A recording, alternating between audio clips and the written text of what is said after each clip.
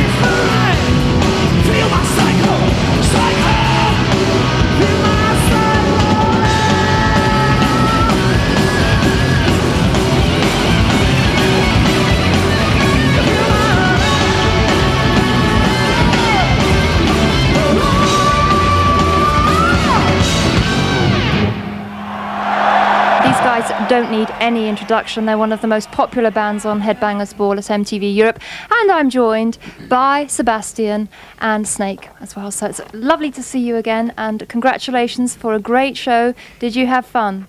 Shucks. Yes, absolutely. I mean, I think you'd have to be dead not to have your heartbeat being pumping by that fucking crowd.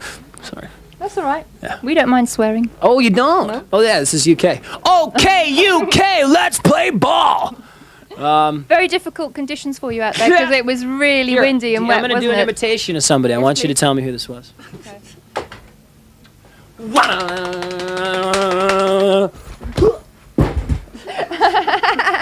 It was you, yeah, I thought so. If you were there, you know that was my entrance. I was working on it for a while. I've been taking dancing lessons, and I felt it came off all right. You didn't hurt yourself. Just my butt. Now, look, congratulations are also in order. Sebastian got married a few weeks ago. Shucks. Are you? How did that work out? You really happy? Yeah, have a seat. You're too tall. It worked out great. And you know what sucks? AIDS fucking blows, doesn't it? It's kind of a drag. I think we were all You don't have lucky. to worry about that anymore. Exactly, because I got checked out 2 weeks and I'm like clean as a whistle. I could say the same for myself. Thank you. I said. Because it's a drag because, you know, it's changed a lot of rockers' lifestyles because it's like you stick your dick in something and it comes out, it's like sawdust. You know, you're going like, what was up with that? Excuse me, Doctor, my dick. Excuse me, but we better get back to the subject in hand, I think, actually. Well, what I was saying is that, you know, if you live that same life as you did in 79 or 80, it's like you come off the road and your tool looks like the back of a frog, you know? It's like green veins, warts. It's like, have I met you? So being someone that, you know, enjoys boning safely, might I add. Good, thank But I you for don't- that public service announcement. See, but my problem is that I don't dig rubbers because, you know, it's kind of not the same. Okay, and talking of rubbers. Oh, wait, you're allowed to say that. So my choice, just like George Michael, choose monogamy. Okay, all right. Well, I was wondering, how did Donington compare? This is changing the subject completely. How did Donington compare to when you supported Guns N' Roses at Wembley Stadium last August? It's quite a bit colder. Yes. Snake, would you like to comment on this? Say the least. The Guns N' Roses thing was amazing. I mean, because 80,000 people chanting "Get the fuck out" and you're banned from Wembley for life is a pretty awesome. Well, good for him. I mean, he's a ballsy motherfucker. Excuse me. So to come back to Donington though and be second on the bill because it's such a prestigious event. And with all the great bands that are on it, I mean, Slayer was the first time I saw him, and I was blown away. So I was pretty amped when we went on. And just to be a part of the whole thing with Iron Maiden and everything, I was very psyched. So I think everyone had a really good time. It's like the Ice Capades. When you refer to the ice capades, are you silence, please? Are you referring to the conditions on the stage being that of ice? Yeah, and referring to your gallant maneuvering across the stage. I've been taking dancing lessons. What can I say? Okay, actually, Slayer are particular favourites of yours, aren't they? Yeah, we talked about that last show. Yeah, 'Cause we even did. I got a memory that good. Oh, okay. All right. Now, has Donington always been like a goal for you guys? Absolutely. You know, what I was saying on stage that as of the last like 2 years, heavy metal has been pushed underground again. Like it's like 78 all over, you know? I mean, it takes balls to say you're into heavy metal now, you know? So I think it's good to get the front runner of the band from that age, Iron Maiden, you know? Like fucking, what can I say about the Maiden? Yeah. And then, you know, the forerunners of thrash or death metal or whatever, Slayer. And then the forerunners of like short-haired metal, us. Right. And then Thunder, who is a classic English band, you know. I think it's really quite a, you know, a cool bill. is. Cool Definitely, bill. definitely. Plus that guy in Almighty, Ricky's cute, isn't he?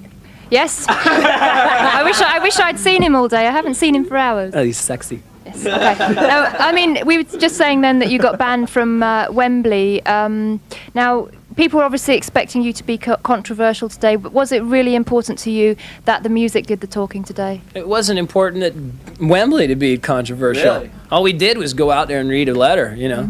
People make things out of, you know, actions, you know. So it's always our intent to, like, you know, play as good as we can. And Okay, but the method. and you know, and just go out there and do what we do. If something happens because of it, then that's one thing. But it's not like we go, holy shit, I know this is gonna get me banned. I'm gonna do it. Yeah. You know, we had no idea that would happen. That would be that uptight. You know, those people, brand counts are like pretty fucking wound up. You know. Well, I thought that was a really good thing you did because nobody should have the right to censorship like that. That's Really, when you have 80,000 people that are sitting there and on your side. I got long arms. When you got 80,000 people that are sitting there and looking at the band and looking at him reading this letter and going, this sucks, this letter sucks, and saying, get the fuck out to the Brent Council. I mean, I don't know how many people in the Brent Council, but there was 80,000 people in Wembley, and I think there's a little bit more in Wembley than there are in the Brent Council. They might be getting their ass kicked soon. Okay, all right. Thank you very much for that. Now, okay, we're gonna. It's as good as Slayer's burp, I have to say. Right now, we are going to talk to Skid Row some more, so please stay tuned. But we're going to see these guys live on stage at Donington, and if you don't mind me coining your phrase, What's it? they kicked ass. I love this woman. I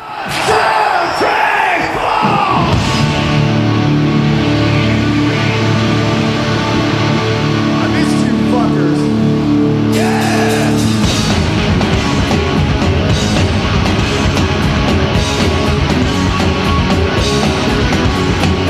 Psychotherapy, psychotherapy, psychotherapy.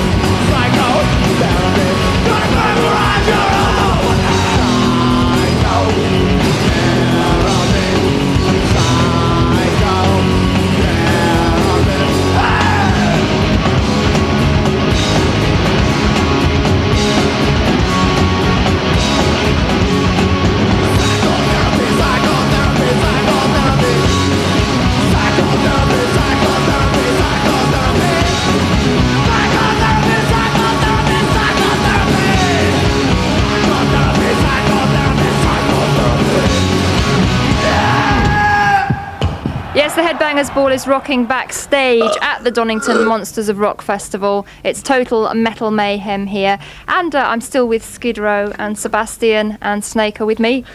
And we are not being terribly serious, but I'm going to try and get a more serious stance to this interview right now. Now, you've just released the Donington Gone Wild EP over here. Now, was that song could have been written for this event, couldn't it? It's like an anthem. Yes. The cool thing was about that was, jamming with Rob Halford on the B-side. Yeah, how did that come about? Do you know what? Fucking KK Downing is here. I told you that before the show. What? Yeah, but fuck, man. He hasn't played the song since 1979. Doesn't remember it. I asked him. bet he does. I asked him. That's fucked. If I would have known he was there, man, I'd have made him fucking play it anyways. That's delivered. That's for you, the home viewer. That was great. It was. Now Good shot. 3D fucking metal mayhem. Now delivering the goods was the one with Rob Halford. Yeah. How did that come about? Came about, basically, we were in Phoenix, and Rob had been at the show. He lives in Phoenix now or whatnot. And Sebastian's like, dude, we got to do fucking delivering the goods. And he's like, Rob and me, we're going to wield it together. And we were like, cool. And there happened to be a 24-track truck there recording the whole thing. So Just we were like, happened to be one driving by and said, hey, I might stop in that old Skid Row show in Phoenix. So him and Rob got together and figured it out, what parts they're going to do and stuff like that. And we just went up and did it. And it was like right off the cuff, like no overdubs or anything, as you can tell by my solo. Which is god awful, I might add. fuck up. Crap. Anyways, the thing about Rob Halford that you don't realize until you stand on the stage with the man is that the fucking monitors. Listen to the ending of the part where he goes. So you couldn't hear that because it was so high that only dogs could hear that. But when you hear him at the end of that, the friggin' monitors are going.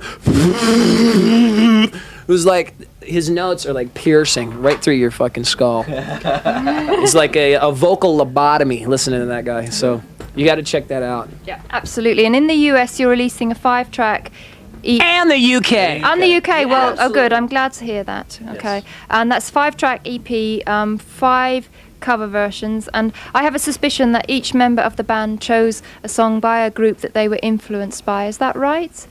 Absolutely. Because you chose Judas Priest. No, I didn't. You chose... No, I didn't. No? I chose Little Wing by Oh, right, Jimi Hendrix. Right. Who chose Priest? Well, that got added. See, there's 5 tunes on it, but Scotty picked play that funky music. You guys don't want to hear me sing that. No. Well, It's not good. So as it's not on the EP, could you give us a rendition now? absolutely not. Okay. No, it's not for human consumption. Okay. So yeah, it didn't work out. So we needed another tune. So we put the Priest tune on there. And you, I guess you chose Kiss. Absolutely. I had to. Yes. Well, I mean, Because Gene Simmons was breathing fire up his balls. Choose Kiss Rock. I mean, growing up and stuff, I was so influenced by Kiss, as most of us in the band were. And we sit here and still talk about stories when we were like, dude, remember when you were 13 years old and you got your Kiss Army fan club stuff in the mail? And you're like, oh, right on. You went to school with your Kiss lunchbox. And, I mean, you had Kiss Rock and Roll Over stickers on your notebook. And, I mean, the whole bit. And the Kiss Love Gun, Pop Gun that came out of the record. And, I mean, it had such an impact on my life that I was like, I got to remember where I started, like what got me into this whole thing.